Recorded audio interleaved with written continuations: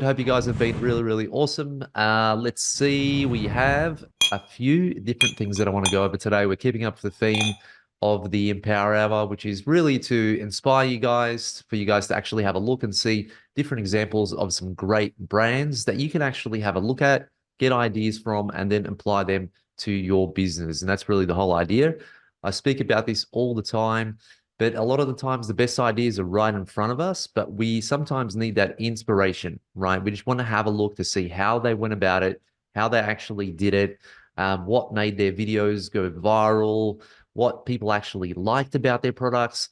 And we take that and then we start applying it to what we want to do, right? And I think it's very valuable and it's very powerful to actually do that. And also could be if you receive emails, not from Power Hour, not from Aussie Online, but let's say, for example, you follow someone or you follow a brand and you receive one of their emails and that email really gets your interest, you should save that, right? You should save that. So I have a what's called I guess a Rolodex of certain emails and certain content that kind of appealed to me that I found pretty cool. You know, whether it be a product email that someone sent or the way they launched their particular type of product, or it could be a brand that caught my attention that I really like. So what I would do is I actually save that. And once I save that, and if I'm looking for inspiration or ideas, I can go back through that, right? I can have a look at their email, see what was in their subject line that caught my attention, and then basically rewrite that for my customer base. So I think it's a lot easier sometimes to do that, right? Okay, so let's get into it. So this is super cool. Now, this is not cheap, right? It's brilliant. And when it comes to actual marketing, honesty is good, right? And one of the things that I always teach you guys is to really target 20% of the market that's willing to spend more for a good product, right? I believe that's really where you get success in your business. It's not about going for cheap products and selling as many as possible. It really is about selling something more than everyone else, but doing it slightly differently. So I thought this was a brilliant ad that I saw. Actually reminds me of a couple of super ads. Actually, maybe I should do a session now, just advertising. That'd be really cool. But imagine you see this, it grabs your attention, right? This is not cheap. Now, what they basically did is they took what was basically a negative, right? So you could easily, or a brand could easily maybe not want to point out the fact that their products are more expensive. And they turned it around, right, by saying this is not cheap. And I thought it was a brilliant idea.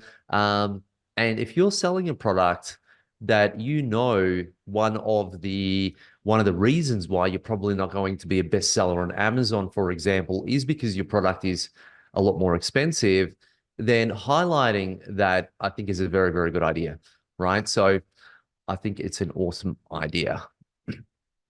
Awesome, Jenny. Blue skies. Had a great day at Sunshine Fest. That's fantastic. Good stuff, Jenny. Blue skies are good. We haven't had them lately in Portugal. Actually, it's been a long, extended winter. But yeah, so this particular brand, I think, did a really incredible job. Again, with the advertising, they're just pointing it out. I actually saw someone do an ad for one of their programs, and in the actual in the ad, they just said, I want your email." Right. So again, honesty is really good, and I think it's a good thing to actually do. So how could you actually how could you actually apply this, right? If you have a specific product or brand, well, one of the ways, if you know your product is more expensive, then there's nothing wrong with you using this exact same headline, right, to grab the attention. Put that headline there, put your product there, and people are going to stop and have a look at it because it's going against the grain, right? No one is doing this. No one is pointing this out. So doing something like this is great. If you have packaging that's not very attractive, right? You can even write this packaging is ugly, right? Or whatever you want to use. And I think people actually appreciate that.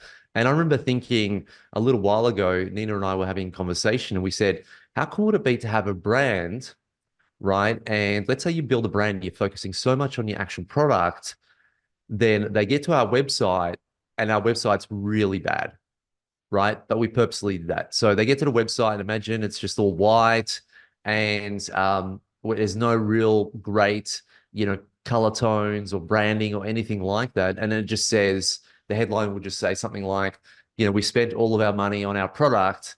We spent all of our money on a product, but not our design, or something like that, right? So it'll catch someone's attention, and it's something different. So when you can do something different like that within your marketing, I think it's super, super cool, right? People like it, they react to it. It's not your typical thing they see, and you're being honest about it. If you have crappy design work, just say, we have crappy design because we spent all of our money on our product, or whatever it is. So this is kind of a really, really cool lesson when it comes to branding.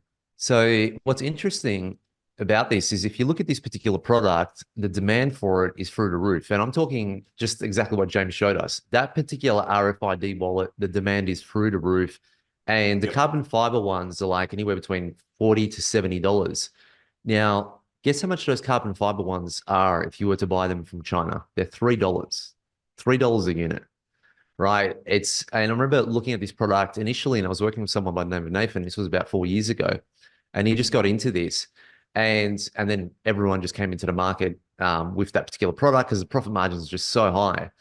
So I think what these guys have done is they knew there was so much demand for this particular product, right? They knew there was so much demand. So what they wanted to do was differentiate it, right? So what they did was they thought, hey, we know the target market is someone who wants to spend a lot, right? Someone who wants to spend $60, $70 for an actual RFID wallet.